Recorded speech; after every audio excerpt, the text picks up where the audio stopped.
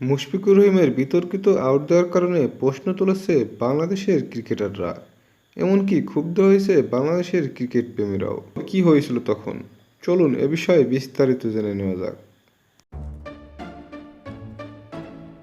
ভারত এমন একটি দল, দুর্নীতি ছাড়া বাংলাদেশের বিপক্ষে কখনোই তারা জিততে পারেনি, ভবিষ্যতে হয়তো পারবে না। তাই তো বারবারই তারা দুর্নীতির আশ্রয় নিয়ে বাংলাদেশকে কোণঠাসা করে ফেলে।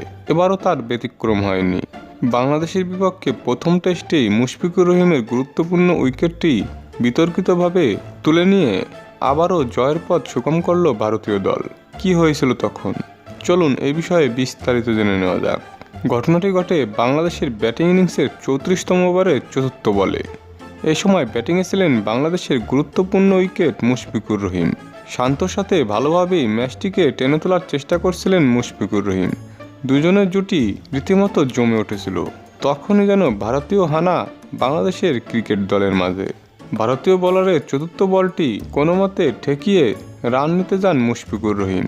তবে বলটি ব্যাটের কানায় লেগে রাহুলের হাতে চলে যায়। তবে ক্যাচটি এতটাও সহজ ছিল না, অনেকটাই দূরে থাকায় ঠিকঠাক মতো তালুবন্দি করতে পারেনি রাহুল। বলটি মাটিতে মিশে গিয়েছিল।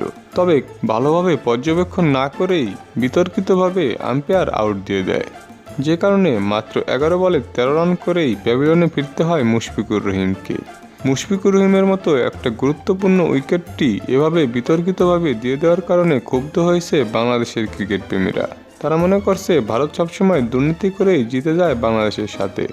তবে বাংলাদেশের বিপক্ষে এখনও রানের পাহাড় দিয়ে রেখেছে ভারতীয় দল। শেষ পর্যন্ত হয়তো ভারতের এই রানের পাহাড় টপকে জিততে পারবে না বাংলাদেশ। তবে ভারতের এমন কর্মকাণ্ড প্রতিনিয়তই বিতর্কের সৃষ্টি করছে ক্রীড়াঙ্গনে।